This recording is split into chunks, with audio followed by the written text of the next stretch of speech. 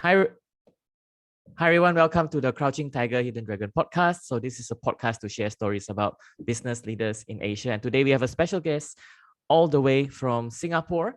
And just a bit about the podcast. I was just telling our guest today, it's a podcast to share business stories about business leaders in Asia. We always talk about, all the business leaders in the West, the Gary V's, the Elon Musk. So my goal for this is to really highlight stories from business leaders here in Asia. So today we have a very special guest with us, Benjamin Loh, all the way from Singapore. So I actually known Benjamin for some time. We have a lot of mutual connections on LinkedIn.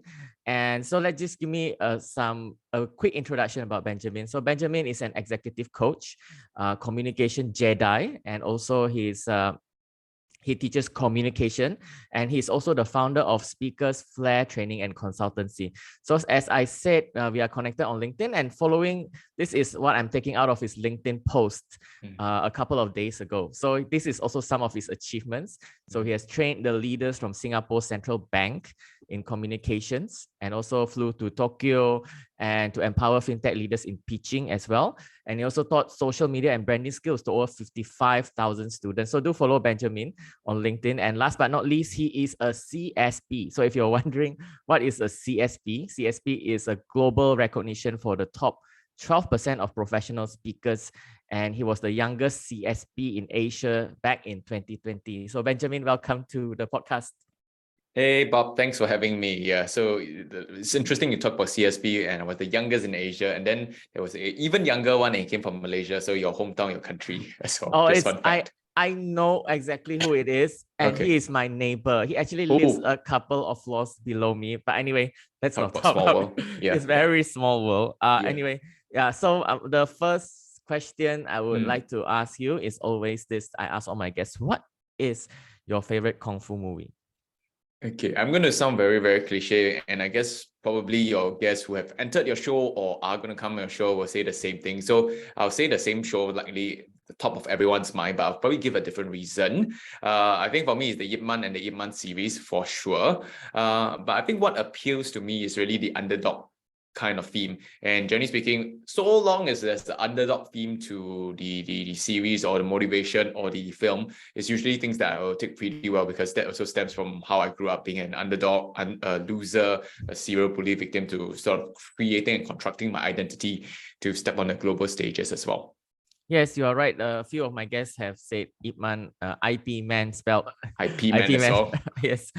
So yeah, you're right. Yeah, because I really like his story where he is a hero that does not look for conflict. He does not go out to fight. So like, for example, I love Ip Man 1, where it was his journey from going from China, going to start a studio or a fighting studio in Hong Kong, and he doesn't want to fight, but the local Kung Fu community was like, show me what you can do, show us that you're a real Kung Fu master. And unfortunately, he had to challenge and fight a few of the Kung Fu masters in Hong Kong. So that's the story of Ip Man 1. So I do encourage the listeners who are listening in. They have listened to many suggestions, but do check out Ip Man.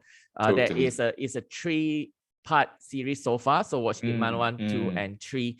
So it is always a good movie. All right. So we have Benjamin here with us, who is has done a lot of podcasts and a lot of content out there. So definitely follow him on LinkedIn. While doing research for this interview, of course, one of my favorite interviews you've done is the interview with Jeremy Au on the Brave podcast. So I won't ask probably the same questions, but for the audience, if you like a bit of background, you can also check out the Brave podcast to see what Benjamin has shared. So I'll ask a bit more different questions. Sure. I'm happy to entertain you. Otherwise, I'll be saying the same story or same pointers over again. So if you want to hear more of a comprehensive interview, also you can check out the Brave podcast. Shout out to that podcast as well. And just want to start first question. It's more personal, and I asked Benjamin yesterday about this also. So I just started speaking last year, perhaps. I had a few speaking engagements, invited to speak, paid or not paid. I just speak, and just it's good exposure and also good way to build relationships with clients. Correct. So like for a new speaker, for someone like me lah. So it's a very, very, very selfish question, but Not at all. yeah. But like, what advice would you give to a new speaker, to sort of get new speaking engagements?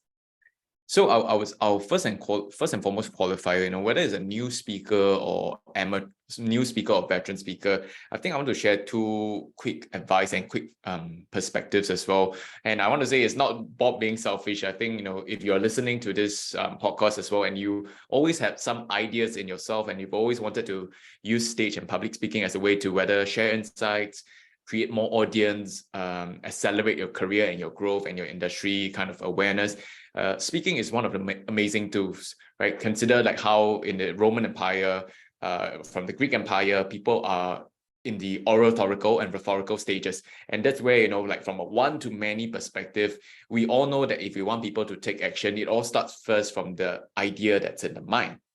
Correct? You can't ask people to say "Chiong ah," and get people to do things in the mind first. They will say like, why? Who are you? What's this about? How is that going to benefit me? So I think from that very, very simplistic as well as historical perspective of what speaking has been about and what speaking can be, I think it's an evergreen skill topic and evergreen skill that you can take away. So two quick advice. I think the first one, which I've prepared, is to focus on relevance over eloquence. Right? Relevance over eloquence. I think far too many times I've come across speakers or aspiring speakers or even business leaders who tell me that, Ben, I'm not too sure whether I'm eloquent enough, not too sure whether my English is good enough, not too sure whether I'm interesting enough. I think to some level, all those concerns are valid because you want to definitely leave a strong and memorable impression with others. But the thing I would oftentimes focus on is, how are you being relevant? And for me, being relevant is, will people find value after sitting with you for 15, 20, 30, 1 hour? And to so far that they are able to take one or two or three useful perspectives or insights or knowledge to improve their life. So if you are delivering relevance, insofar you may not be the most eloquent person, I think all things else being equal, at least in this world that we're living in, we are not constantly looking to be bedazzled. If you want to be like so entertained, you go to TikTok and you have the ting ting dang dance, and you swipe, you get a lot more different variations of like entertainment, eloquence. But I think modern day speakers, at least in my opinion, if you arrive with a lot of relevance, that's where your audience probably can feel you. And obviously, there are exceptions whereby, the most relevant, like for example, professors, sometimes if they are not eloquent, then that's also out of the game, right? Because if they cannot deliver. So I'll say everything in moderation, everything in between. But if there's anything that you want to prioritize and work on first, is one, relevance. So like for example, for Bob, if I am working with you or I'm helping you as a peer, in fact, you are a specialist in the areas of LinkedIn mastery, building a brand, you have so much relevance to the average, perhaps a business owner or anyone who wants to grow their brand and influence.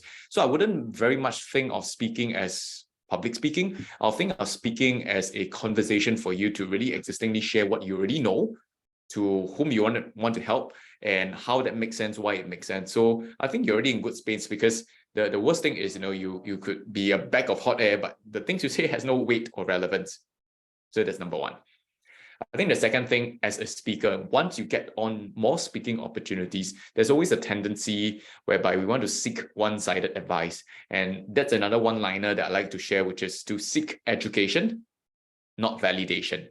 And many times, the best way to seek validation is to go to Bob and say, hey, Bob, wow, my speech not bad, oh? Yeah, how do you feel? Do you feel inspired? And we go to friends, and worst things, sometimes I joke in my communications workshop, is the typical boss, right? Imagine I'm the boss, then I go to Bob and say, hey, Bob, how was my presentation just now? And Bob would say, boss, amazing, nothing to say. Well, everyone was engaged. It was like, wow, world class. You see, in Asia, oftentimes when we are asked to give feedback, especially when there's a power difference to our bosses, to our managers, to our leaders, we say the best things. And I think it oftentimes accustoms us to expect only good feedback. But for a speaker to become a better speaker, you need to know what works, what doesn't work, what can be improved, what can be enhanced. And that's the part about seeking education. And a few quick areas of like growth that definitely can help you, whether you're new or a veteran speaker, is always to invest in a objective feedback mechanism. I.e. to say, in a very layman term, invest in a video camera. So for all my key speeches and presentations, what I do is I often have a video camera that records me. And in the absence of any other humans, I would then watch myself, and I'll watch myself at least 3 times. I'll watch myself in full with video, with audio on. Number 2, I'll watch myself. Okay, first I'll watch myself with audio only. And it helps me to pick out any pause fillers. It's not that I need to clean everything and speak in Queen's English, but sometimes if I have a lot of pause fillers like so, it's all just little things that compound to mar as well as erode your impression. So you want to be clear, audio-wise, is that good? Now, the second thing is visually. And one of the things that I've also been very brutal, sometimes pretty much critical in a good way, is to watch yourself, how you carry yourself. So I tend to sometimes slouch. I tend to sometimes not be very, very intentional with my hand gestures. So what I'll do on the second video review is I will minimize and I'll listen. I'll turn off audio and I'll watch only. So the first one is listen only. Second one is watch only. And then the third version, I'll do it the whole package. And why do I go to great pains to do that? For each and every, or at least the majority of my speeches and presentation, is I'm seeking education. The only best way to become a better speaker is you need to educate yourself in terms of who you are as a speaker. So it may be really, really cringy for most people. Like, Ben, please don't ask me to watch myself. Every time I listen to my audio, I cannot take it. It is human, because there's also science to it that how when you listen to your own voice, your own sound waves will reverberate in terms of your eardrums and your eardrums, and that will create a bit of sense of discomfort. So it happens to everyone, not just you for your voice. It happens to everyone. Even like maybe Tony Robbins, when he listens to his own voice, he may say, I can't stand that. So yeah, those are the 2 quick advice. Like 1, relevance over eloquence, and number 2, seek education but not validation. Those are great points, Benjamin. So it is about offering something of value to your Correct. audience. Yeah. So what is the difference? Can you take them from point A to point B? Do they learn something from you? Yeah.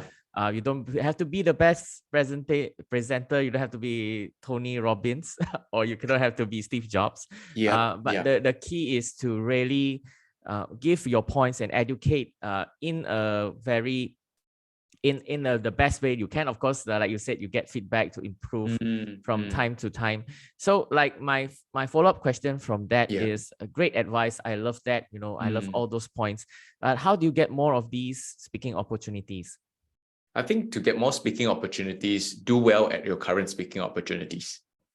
I think what attracts more speeches is to deliver a good speech. So if I could circle back to what you mentioned, I think, again, at different speaking level and speaking competency level, you need to be very, very aware. So for example, if you are already a subject content expert already, then you should not rest on your laurels and say, I'm very, very high on relevance and I deliver a lot of good content. I'll put 1 hour worth of PowerPoint deck and, I'll just like download. I think that's also, taking the whole conversation to the other extreme. So we also need to be very mindful that we are not speaking to robots. We're not speaking to ChatGPT 4, whereby they will just take whatever content we have and then they'll process it. We're speaking to humans, and humans are very dynamic as well. And I think pertaining to how we converse well with different sets of audience, then we need to be doing a bit of what I tend to do as audience and analysis, audience management. So are they young versus old? Do they like stories? Do they like facts to be presented to them first? Do they like certain kind of conclusions? Do you like that, you make an effort to engage them with an activity? So all of that part is what I call as maybe call it a good style, right? So the substance versus style. So my first rhetoric or first belief is always in the absence of like you don't have, build your substance first. Once you build your substance to an equivalent or good enough level, then you work on the style, because that will enhance the reception and how people receive all of that. Yeah. So I think if you work on that concurrently, substance going up, style going up, then it's very, very natural that people say like, wow, have you heard Bob speak about LinkedIn? If you haven't, you definitely have to, tell you what, let me refer you, bring him into your company, bring him to your association. And that's where I think great speeches are like great products. They are meant to be organic.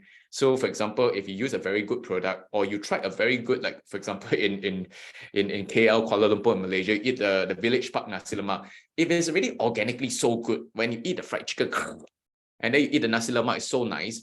Naturally, the first instinct, you post it on Instagram story and say like, wow, you had so amazing nasi lemak, you go for seconds, or you go back to Singapore and say, the next time I go to KL, I'll bring you there. So as a speech should be, it should be also designed in such a way that it creates and invites people to want to experience you again, to share their experience.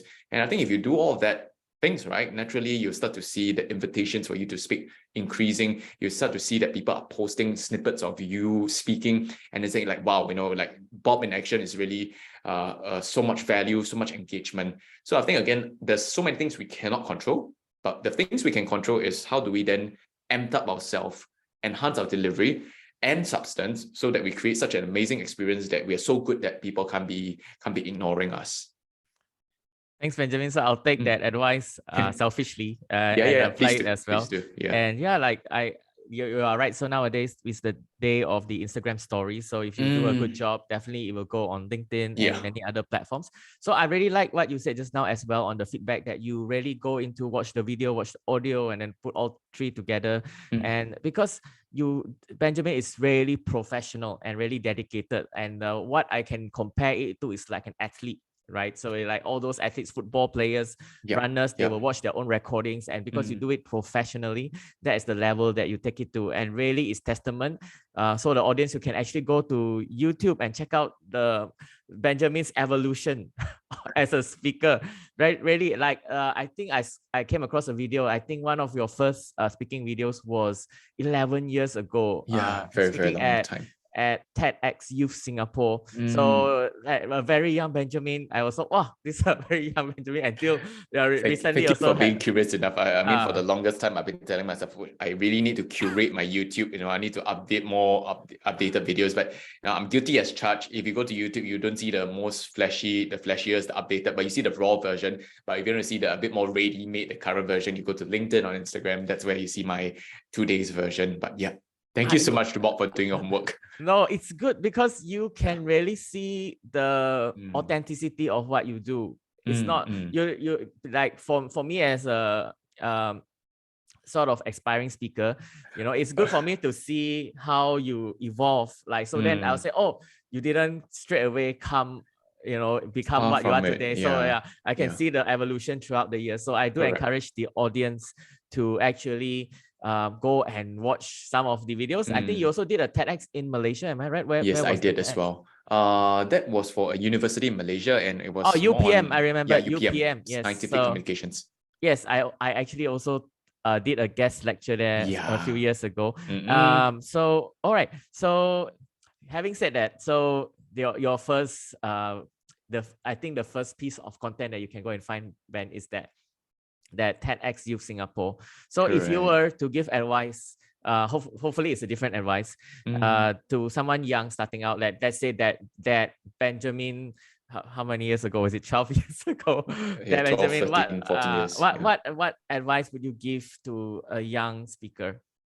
So I think adding on to the previous two advice, because I think the previous two advice should be timeless and should be ageless, in that no matter how young or experienced you are, no matter how new to the field or a veteran you are, it's always important to be relevant first, then try to be flashy. And number two, for each and every speech, you need to educate yourself in terms of what works, what can be better. It's a spirit, you see. So like I'm thankful and I feel honored that you liken me to an athlete, although physically I don't look like one, but at least in the spirit of athleticism, as well as being a performance person when it comes to my craft. I think that's how I believe I hold myself to the standings of a professional. But if you're already wanting me to go for young speakers or starting at a young age, I think that's such amazing times we live in, because if we start to realize the dynamics of speaking is you are sharing a message to an audience, you need a platform. So there's three things: yourself, audience, platform. When I started, there was obviously Facebook. Now it's called Meta, but there wasn't anything like then, like now. For example, now you could do stream. Now you could do, like, for example, Instagram stories with video and the people could see. So back then it wasn't that celebrated. So for a young person living right now, I think one of the golden advice for anyone trying to be a speaker is really to clock more stage time. And stage time is quite literally time on stage. But this metaphorical stage and platform in this age we live in doesn't have to be really a stage with 500 people. In fact, sometimes you'll be surprised if you have the kind of flair and the kind of like message and the kind of personality. Your virtual stage can be so much bigger than a physical stage. Okay, and what I mean by that was that during COVID, I was being tasked to help one of my key clients, Prudential, and I was training them and teaching them on how to basically take their businesses from offline to online, helping them to have the right mindset to reach out to customers, to help them, to train them on how to engage clients, to get them on Zoom to talk about financial planning. And I recall the peak of my first class, I had over 20,000 audience and students tuning in from 9 countries. And I didn't really realize the magnitude of this until my friend told me, you see, like, for example, a regular kind of football stadium can sit about 5 to 6,000. So if I put that into perspective, right, the whole class, it was almost like 3 stadiums live watching me for 3 hours. And that was just a realization that, the times that we live in allows us to teach, speak, and influence at scale. So anyway, to keep it really, really simple for a young person, number one, the best way to start speaking is to speak. You have the very, very means in terms of handphone and mobile phone. And even if the audience is 1, 2, 5, 10, hundreds of thousands, start speaking. Okay, so use social media as a way to start.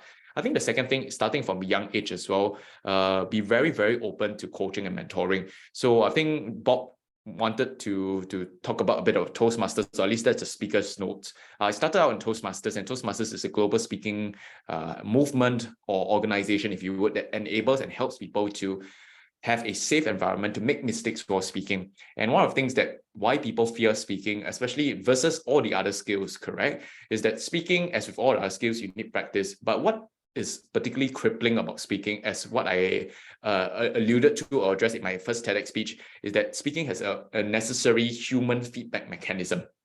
Meaning to say, when you give a speech, we give a joke, but then what if no one laughs? Or worst thing, you think you're very engaging, but someone's on the phone, someone's talking to the other friend.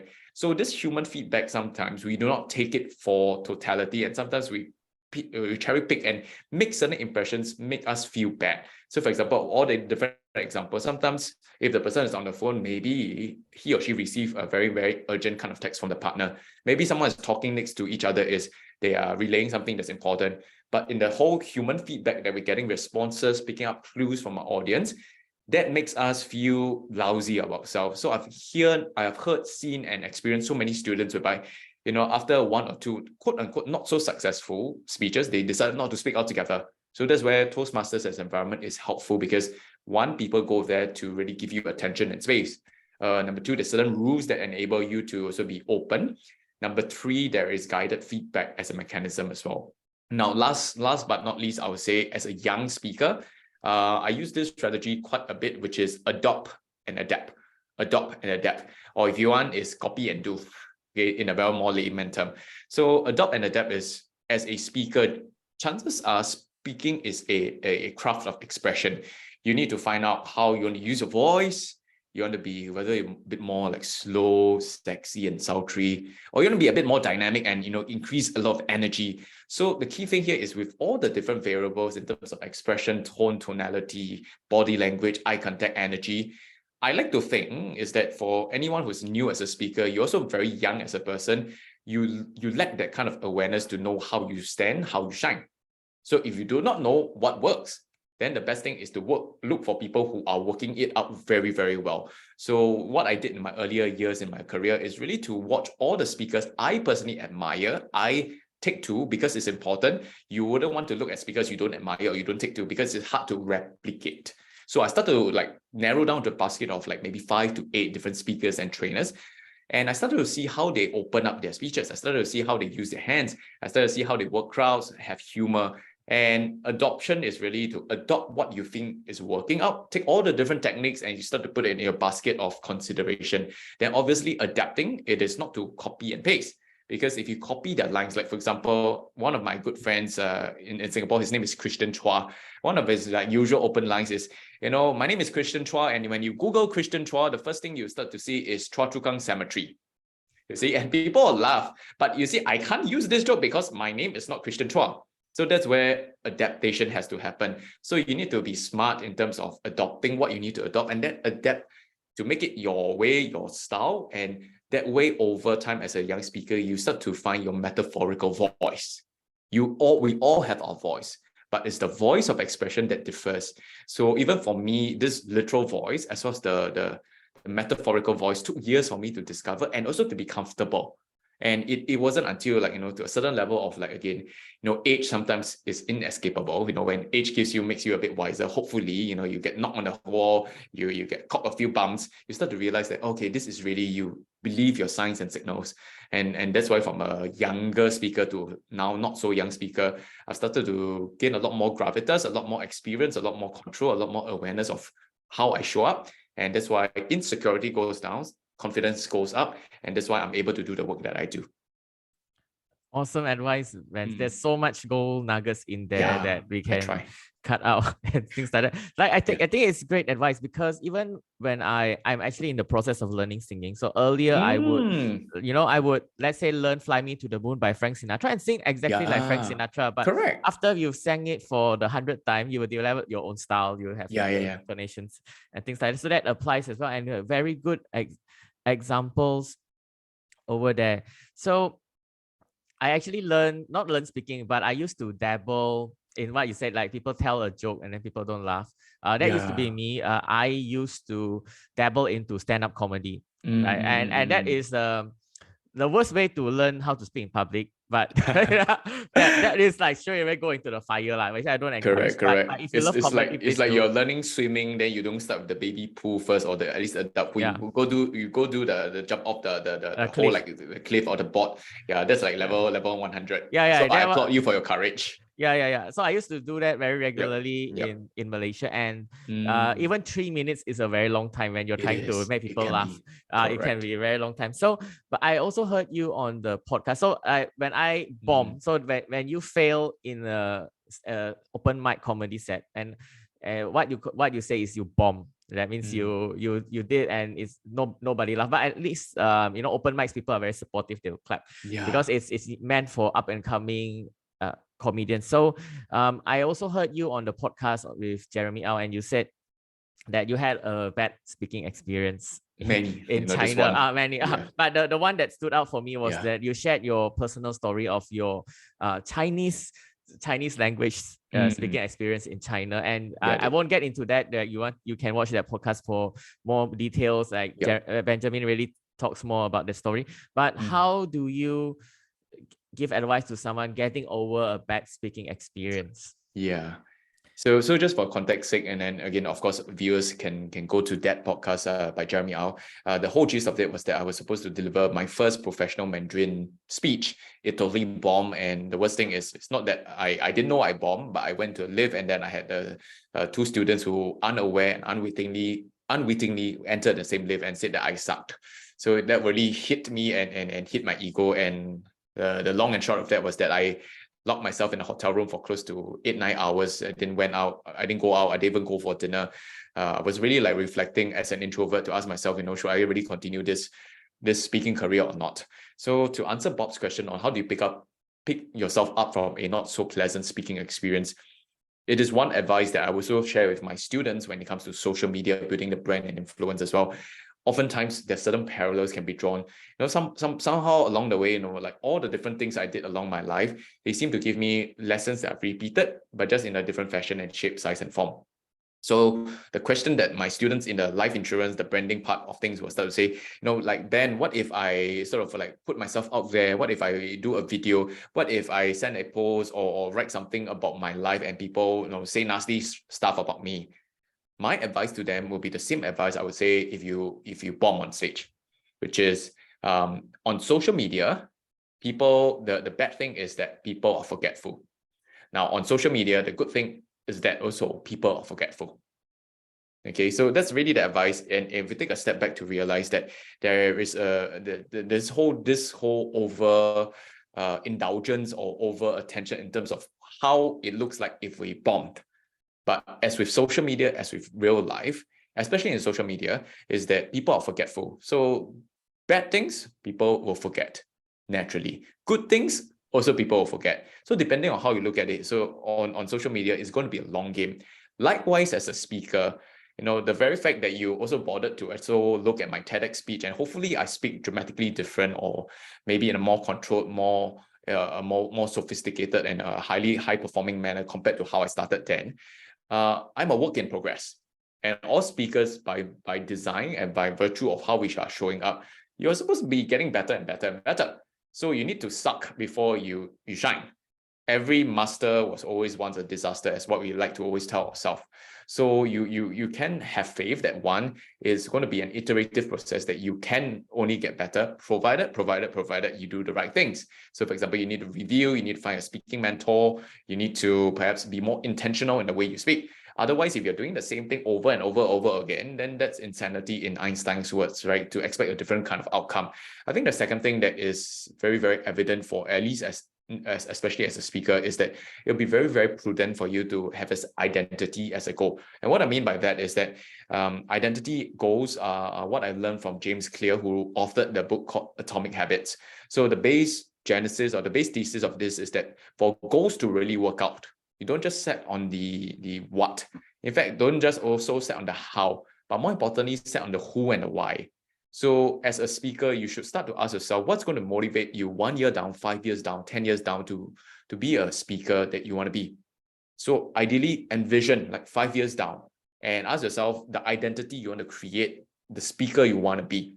So does it mean that you want to influence maybe very senior people? Does it mean you want to influence a lot of masses of people? Do you want to go around Asia to speak, to share? Or even as a musician, I think the power of visualization really is so important, in that you need to visualize who you want to become. And when who you want to become is your big why, then the what and how becomes so much easier. So those are my two cents worth in terms of overcoming bad experiences. One, people are naturally forgetful. So we need to get over ourselves, in that sometimes the harshest critics are, again, classic old saying, ourselves. So nobody is so bothered about ourselves than ourselves. The most important people are also ourselves. So if you start to realize that your audience are not bothering about you, your audience are most likely bothering about them. After you bound a speech, they go home, they face their family problems, they talk to husband, wife, kids, their dogs, their cats. They are worried about all that, less about you. So move on, right? If you don't move on, you get stuck, and you can only blame yourself if you're stuck on that stage 8 years ago. And then number two, have a clear identity goal for whom you want to be becoming. And that will help you to then rise above and beyond all the challenges and seek ways and means to be better as a person and hence as a speaker. So you go nearer rather than further away from where you should be heading. Thank you, Benjamin. That's great advice, because I really resonate with that. Especially, people really forget it's the age of social media. You're on TikTok, on Instagram. Yeah. The next video you see, you forget about the previous video. Correct. And yeah, vision is the best thing. Like, people always ask me, how to motivate themselves. I say, vision is the best way to motivate you. Like, I can tell you all the best productivity hacks, but if you have a vision, you don't mind waking up at 2 a.m. to do something. If that is your vision, really. So thank you so much, Ben. So Benjamin also helps business leaders and service providers, financial advisors. And if you go to his LinkedIn, one of his hashtags, part of his LinkedIn headline is top of mind. And I like that word, top of mind. So what does top of mind mean, right? Especially in today's context in 2023 with all these social media going around, Ben? I love this question, Bob, because I think the best way I would usually say is I started being out of mind first. And out of mind is not like out of my mind, like I'm crazy, but I grew up as a speaker, at least in my 20s, as a struggling speaker. And there were months whereby I didn't get in any work. And I would always recall there months whereby I was just like doing posting, as a usual, we've grown up in this entrepreneurial era where like, wow, we see people exiting startups, selling companies. Wow, the Mr. Chew being the star 40 years old CEO of ByteDance. Anything is possible, right? And I started as a young, audacious person in my mid-20s building a speaking career. And what I meant by that was that there were months whereby I didn't even get any inquiries. There were months whereby I would send out a lot of snail emails and cold emails and cold messaging over LinkedIn and Facebook back then. But nobody bothered, nobody cared. And I don't blame them, because at that point in time, who am I, right? There was nothing much I could offer.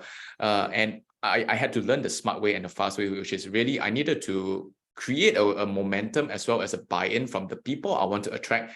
And then you do it organically, tastefully, and effectively in such a way that I would then be within mind. Because when you are within their mind, you're within sight. So this whole field of work, vis-a-vis what I have been sharing in the earlier parts of the podcast, was that I started this whole work as a trainer in communications. I coach people in communications. But somewhere about 7 to 8 years ago, I was being led into the life insurance industry, and they started to also value the power of social media. And if we understand the life insurance industry as the dynamics, we have many agents. So for example, in Malaysia, I think it will be hundreds and thousands of life insurance planners, life planners, so to speak. What's going to differentiate planner A from planner B and planner C? So my game was really to go to this industry to teach them how to use social media to build up their brands organically, so that people in their circles will start to take notice of them, so that people will start to have them in mind. And ideally, the whole end game for me, top of mind, is really when you are shining at your truest, at your best, in your own color, your own energy, your own flamboyance, whether you're introverted, extroverted, whether you're very high or you're very like just flat, very understated, you have your natural audience. So I think one of my biggest craft and my go-to things that I take to pride is I help to accelerate the discovery of a person through coaching. And my goal is really to, when a person sits down with me, through conversation, through the exercises, through the work we do, you understand who you are and what you really offer to the world in the work you do. So that's part one. And then number two, we really go deep in terms of crafting our ideal clientele profile, our ICP for short, which is a very common marketing term. But how do you do it in the life insurance way, which is then my strength, in that I understood what it takes, whether through the power of narratives, through the power of positioning, power of proof, so on and so forth. So when a clear brand is connected with a very clear ideal client profile, there is no way that you're going to have any competition. You're going to be top of mind. So that's really the whole spiel, in that when you're very intentional about how you position, put out your voice and work, your expertise, you entertain, engage, as well as educate people. People then start to, whenever they think of X, they think of you. So when they think of life insurance, they think of you. They think of investments, they think of you. They think of critical illness coverage, they think of you. So my whole goal is to engineer these outcomes for each and every of the students that come to my class, or ideally even one-to-one coaching. Yes, it is very important to be top of mind. Yeah. So like you mentioned, for the advisors, most of the time their main source of business would be referrals. So this top of mind would help to build sort of a brand, and also help them to accelerate that referral or lead generation process. So that is a gold piece of advice there. Yeah. Can I share one fun fact as well? So with your permission, of course, like of course, of course. I was, like when I created this whole concept, I was pretty excited. So maybe sometimes just me like getting excited for nothing. So I went to go and register my domain. So the fun fact was that I tried to register topofmind.com, because I thought, it's a company, it's an entity. I wanted to have some legitimacy. And the long and short of this, or the long story short, was that I couldn't find that domain because I think it was purchased already, and I need to spend like a lot of money to just buy over. And then, the GoDaddy, which is the domain registration website, started to give me a few options like topofmind.sg, topofmind.asia. And then I say, this looks like good for you, topofmind.one, O-N-E. And then at first I didn't like it. But then after I purchased it, I said, hey, gee, this makes so much sense, right? Because if you're the only one in the minds of your audience, you're top of mind. So that is a fun fact. Now I feel very proud to own that domain name, which is www.topofmind.one. And usually nobody will end with one. Usually on .com, .sg, .io if you're in the tech space, or .my, so on and so forth, the country, right? So top of mind.one, it was maybe, like the world, the universe telling me that, Ben, you're walking in the right track. So keep on doing the work that you do. So anyway, that was a fun fact that I discovered. Yes, that is a great way to actually insert a domain name into a podcast. So that's a great way to keep top of mind. Normally, people don't remember domains from a podcast, so that is a great way for someone to remember. Definitely, we'll check out topofmind.one. So that is a shout out as well. And okay, so moving on to more interesting questions. So I've not prepped this part of the interview, no problem. but please go ahead. Just want to ask you some questions. So I also observing your LinkedIn, your Instagram. So we've been connected, and we have a lot of mutual connections in KL or in Singapore. So I noticed this from you, Ben, that you are, besides being a speaker, an excellent communicator, and also a great person when it comes to marketing. I noticed that you are also a relationship builder. Like every time I see you on Instagram or on LinkedIn, you are having coffee with someone, you're meeting someone in real life. So okay, so this is I think also important to be a Yeah. speaker is to network. Mm. So like, what are your personal networking tips? It doesn't have to be super thought of, but what do you Okay. think of, like, let's say if you want to network? Okay, so this is literally off the cuff, and I can't say advice, but rather things that I would tend to do, because I think advice needs to be a bit more broad-based advice, and then what I do tend to be maybe working for me. What I tend to do is, I think, take a genuine interest in people. So whenever I get to do coffee or connect with people, I want to let them know that it doesn't come by accident. A lot of things, people do make time. And I think for me, this is not marketing, but this is really me. I never think that being a CSP, being a speaker, being a coach, being like, someone who speaks across 9 countries in Asia is any important. It's just that in virtue of my work, people tend to put me on a pedestal. But if you actually know me as a person, I don't think whatever I achieve is a big deal. I just have to use these levers to create credibility to do the work that I do, period, full stop. So when we understand that, then I also realize that if I get a chance to hang out with Bob, we go have drinks, which, I think we sort of chatted about that. He took me to some nice pubs and bars in Malaysia. You are equally important. You are a great guy with a lot of a good social network. I do want to take you for granted. So one, I will take genuine interest in you to discover you more. Like, for example, it takes like the kind of crazy fervent enthusiasm and interest to sing like Fly Me to the Moon for 100 times, or if that was what you mentioned, like so many times, right? So I'm curious, like, what got you there? Like, why singing? What's the story of singing? You see, so that's one, me adopting genuine interest. I think number two would be, again, happens unintentionally, would be I always try to, not always, but if whenever I can, I try to create value for people, even through or during the conversation or after the conversation. So I met up a long-term friend. He's quite a prominent Malaysian entrepreneur. His name is Jen Wong. So he's trying to grow his like app as well as a new proposition in Singapore. So I was listening. I said, hey, do you mind if I give some advice? So permission-based. And I share about, like what I saw from his app. And then he found value and said, yeah, I agree. So I think it's through the discussions, there is obviously the small talk, like, hey, Bob, where you've done your hair? Like, hey, like, oh, super hot weather. Wow, hey, let's chillax, we can have all that lah. And that's also maybe value on some levels, connection value. But I think after the social will come to business, which is what we spend 8 hours of the life at work. So I always try to, at least during, if not after the conversation, try to create value that's meaningful to the other person. I think the third thing that I tend to do in terms of networking would be intentional as well. So this one is a bit contradictory to the number one. I feel we are also humans with limited time, resources, and energy. So like for me, I have a two-year-old at home that's screaming for my attention, my energy as well. So for me, it's a family first.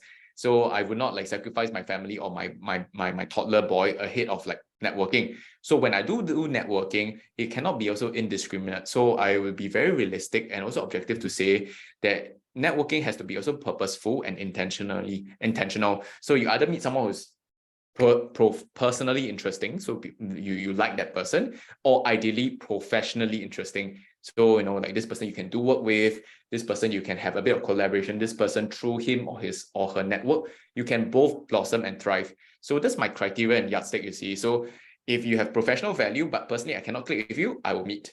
If personally you have high interest, but professionally cannot do business or work, I still will meet. But if professionally there's no value, personally I can't click with you, at least on from what I see of first instant, then there will be very little impetus. And that's my decision-making criteria for me then to be interested. Because I think in the absence of any professional and personal kind of connection, then you force yourself to go there. Then if you're feeling so forced, then you might also don't go there in the first place. So that's how I rationalize.